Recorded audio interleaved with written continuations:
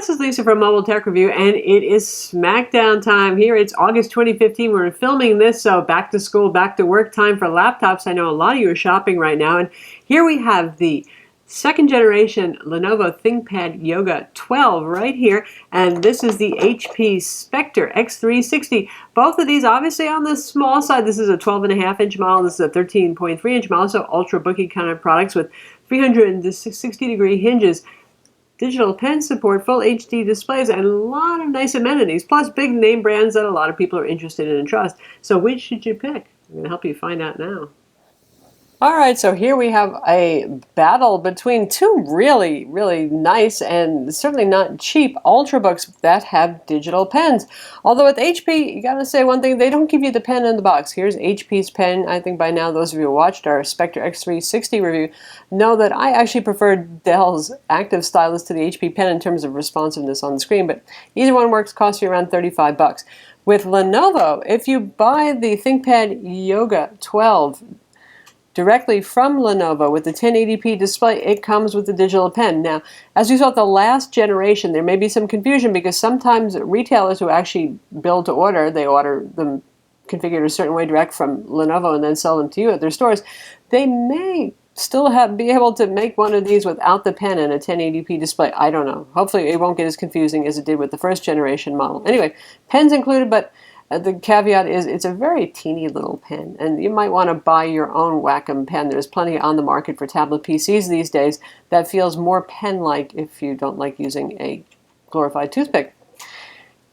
Anyway, both of these are big name companies that most folks are aware of, and I won't say everybody, but some people trust both brands, and they're easy enough to find. The HP Spectre x360 is at a lot of retailers. It's more geared towards consumers. The ThinkPad line is always geared a little bit more towards business buyers. You'll find it on Lenovo's website, and there are some retailers that actually carry it as well in store if you want to see them in person. This has a 12.5-inch 1080p display. There is a lower resolution option if you want to spend less money on it, but we're going to talk about the 1080p model to give it parity with our Spectre x360. The base x360 has a 1080p model as well. Both of these are IPS technology, so they have good viewing angles. And the Spectre is also available with a WQHD display, 2560 by 1440. I think 1080p is a good sweet spot on a 13.3-inch display. So you get a little bit bigger display with the HP for those of you who find that 1080p is a little hard to see on a smaller screen versus 12.5 inches. Of course, you can use Windows scaling to try to make things more visible, though some programs still don't actually respect Windows DPI and scaling settings. We have Windows 10 on both of these. It runs great on both of these. The Spectre x360 was a development system for Windows 10 officially before it shipped, so everything works great, but you know, we've had 100% success with our ThinkPad Yoga 12 second generation as well. Pricing is going to be different here. HP, really, one of the things we liked about the Spectre is you get a lot of bang for the buck, and we have the 1149 model, $1,149. You get a Core i7, 8 gigs of RAM, and a 256 gig SSD. It's an M2 form factor SSD, but it uses an M-SATA interface. Our ThinkPad Yoga is about $1,500 as configured with a Core i5 and has a 180 gig Intel SSD in there. Also the 1080p display. Obviously, both of these support touch. Also has 8 gigs of RAM. So you're going to be spending more money for a comparable ThinkPad. Both of these have the RAM soldered on the motherboard. So you order it with the amount of RAM you want because you can't upgrade it after the fact. The ThinkPad has a 2.5-inch drive bay, so it's pretty easy to source those if you want to upgrade yourself afterwards. M is actually a SATA interface on that one. Both of these have Intel Wi-Fi 7265 AC, so it's dual band 802.11 AC wireless, fastest you can get right now. With Bluetooth 4.0, they're comparable when it comes to wireless. When it comes to the displays, you can see they both have the same picture here. Matte display, or a matte anti-glare coating is more like it on the ThinkPad Yoga, and it really does help. The perceived contrast is going to be lower because glossy displays make things look higher contrast. And our Spectre x360 here, this one has more color gamut, and they're about similar brightness. I think you can tell from looking at them, both well over 300 nits of brightness into the 330s. Spectre has a lot better colors on it. You can see that right here, the vibrancy. So in terms of sRGB and Adobe RGB coverage, we're talking 69% of sRGB, which is pretty low on the ThinkPad Yoga 12 versus 96% on the HP. For those of you who are graphics professionals and care about color fidelity when you're editing photos or video, the Spectre would actually be the better choice there. But the glare, oh goodness, HP uses bonded glass. It's supposed to take care of glare, and this thing is so glary, it's just not funny. So if you're bothered by something like that, well, back to the ThinkPad Yoga. Both of these are running on Intel Broadwell 5th generation CPUs, and you can get these with Core i5 and Core i7. The horsepower is really the same on these. If you go with the Core i5 on either one, you're going to get the same performance across the board, or the Core i7 on either of these across the board. It's going to be the same performance. So one is not faster or slower than the other. And both have Intel HD 5500 integrated graphics. There is no dedicated graphics option for either of these. And there usually isn't for the Slim and Light Ultrabooks.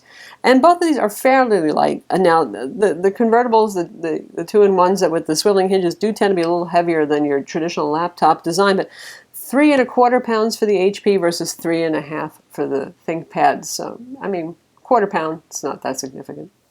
How about build quality and ports? Both of these are built very rigidly and very strongly. Now, the HP Spectre x360 kind of reminds me of the MacBook Pro in terms of that really serious rigidity, a beautiful fit and finish. I think this is one of the prettiest Ultrabooks on the market. You got the shiny stainless steel going on here. It feels strong. I mean, if this dropped on the floor, it probably would damage the wooden floor too, but at the same time it is thinner. It just gives me the sense that it's a little bit more delicate. I don't know if the display is quite as well isolated, for example, when it comes to drops. There's a lot of shock that can pass to the display, but there's certainly nothing fragile about it in terms of its actual build quality. That's just a sense that I get from something that's this thin and metal. The ThinkPad, well, they're legendary. You can drop them, you can smack them around and they can survive anything. It is your basic boring black rectangle, but ThinkPad people do love that. It has its certain appeal. And if we put them on the table together, you can see the difference in thickness. The ThinkPad is thicker, but it's not terribly thick anymore. Lenovo's done a good job of slimming them down. When it comes to ports, actually surprisingly, the slimmer HP is going to be the winner here. We have a USB 3.0 port here. We have a USB 3.0 port also on our Yoga. Got the headphone jack there. Now these connectors are in different places. Got the SD card slot here. Flip them around to this side. And by the way, they both have external controls for volume and power. So even if you're using them in tablet mode, they're easy to access. So here's our SD card slot on the Lenovo. One more USB 3.0 port and a mini HDMI port. This is one of those things that just deranges me. Full-size HDMI is convenient, and these days micro HDMI is pretty convenient because a lot of devices use that, digital cameras, smartphones, that sort of thing, but they went with the mini, that in-between size.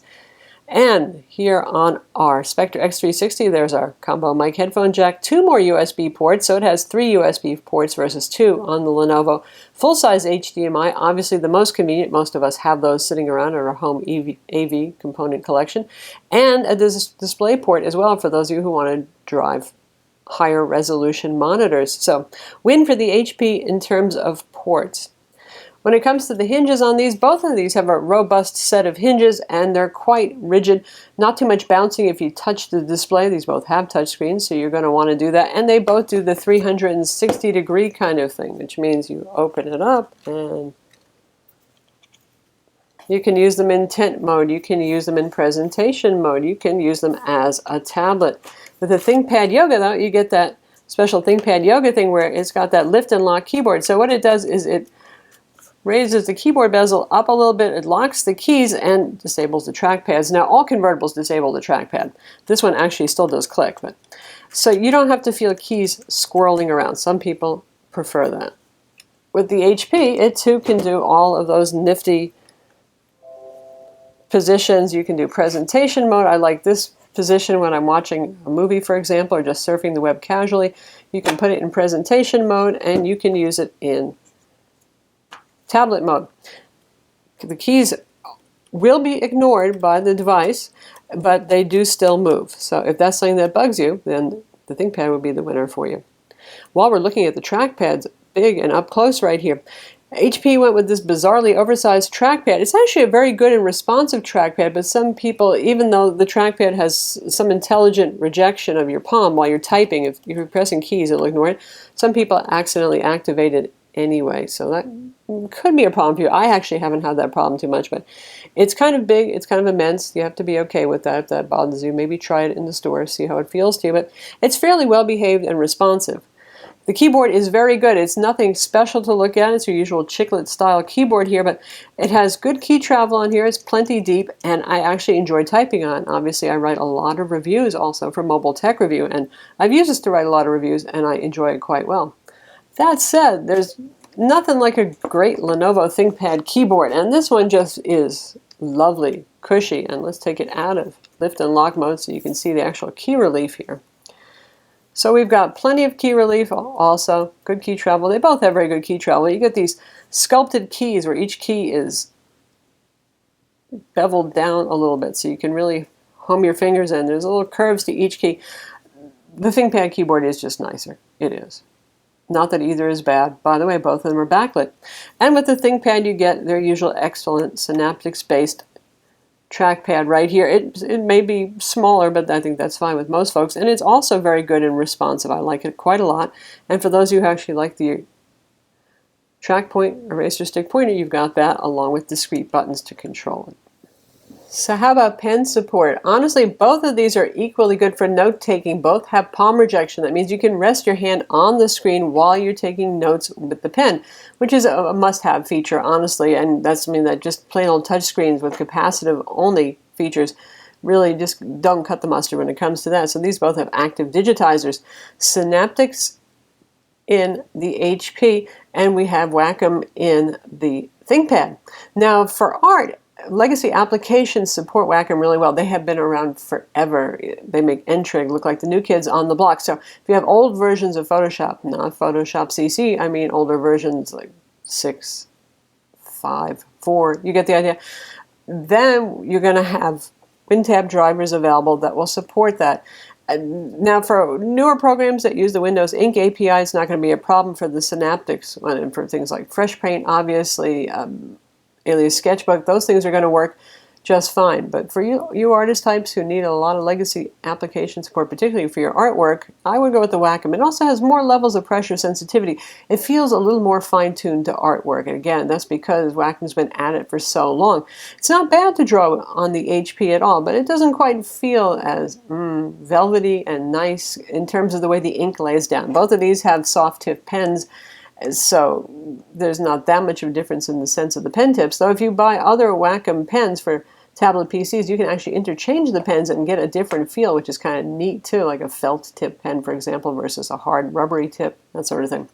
So for primarily art use, I would go with the ThinkPad. For general purpose note-taking, either of these is going to do equally well. If you're using just the modern art applications or Adobe CC products where there is Windows Ink API support for pens like the Synaptics pen, well, you're good with the HP. In terms of speakers, both of these have pretty loud and full speakers, and they're very enjoyable if you're watching a movie or something like that. You don't have to put headphones on, that is, unless you don't want to derange whatever person happens to be sitting near you.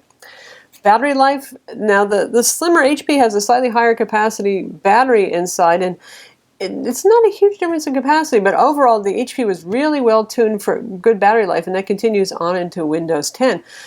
So routinely, I can manage 8.5 hours with the Spectre x360, and I have the Core i7 1080p model. If you get the higher resolution WQHD display, your battery run times will be lower, but with the 1080p display, it can do that. And I'm talking at 50% brightness and mostly productivity use, maybe streaming one episode on Netflix. The ThinkPad Yoga is more of a 6.5 hour machine, so HP gets the win on that front. In terms of heat and noise, these are both running ULV Ultrabook 15-watt CPUs. Neither of them is particularly hot or particularly noisy. If you're going to play a 3D game on them, you're going to hear the fans kick up. But otherwise, you're just not going to hear the fans very much, and they won't get too hot to put on your lap or anything like that. So in the end, what it comes down to is what you're looking for in a laptop. Are you looking for really beautiful looks? Are you looking for the prettiest possible screen with the best color accuracy? Then it's going to be the HP. Also wins on ports too. The ThinkPad fights back with an extremely durable design. If you're going to have to travel everywhere with this, or if you tend to be a little klutzy with your laptop, spill things on it, that sort of thing, ThinkPad has a better chance of surviving. The matte display, it may not have the color gamut, but if you're not working as a graphics professional, you don't care. But that matte display really does control glare well, which can be quite nice because the HP is super glary. Keyboard on both of these is actually quite good. I wouldn't ever complain about typing on either of them, but the ThinkPad does get the win there for the most dreamy keyboard you can find on an Ultrabook, and also a pretty nice trackpad too. So there it is, the HP Spectre x360 versus the Lenovo ThinkPad Yoga 12. Both are fine machines, and it's amazing how similar yet different they are, right? They check many of the same boxes, but in the end, if you want the durable design, it's the ThinkPad. I mean, really, it's true. I'm not making this up. I dropped the ThinkPad, it hit our wooden floor, and it dented the floor. It was not damaged. Now, the Spectre x360, of course, is a rigid metal animal, but it's sort of like the MacBook Pro. You get the feeling that you probably don't want to abuse it. Just my feeling. Anyway, both of these are quite powerful. Obviously, the HP is going to be the more affordable one. It's more consumer-oriented. You'll find it at Best Buy, for example, where Lenovo still largely sells the ThinkPad line direct through their website. Fantastic keyboard on the Lenovo. That Wacom pen for you digital artists, still you're going to have more legacy support there. So for digital artists, I would probably lean towards the Yoga. Spectre x360, however, more value for your money, a very good keyboard, even if it doesn't have that sculpted ThinkPad feel, the oversized trackpad. Some people actually love that. And you get a faster CPU, and you get more SSD storage for your dollar, too. I'm Lisa from Mobile Tech Review. Be sure to watch our video reviews of each of these laptops. Read our written reviews on mobiletechreview.com and subscribe to our YouTube channel.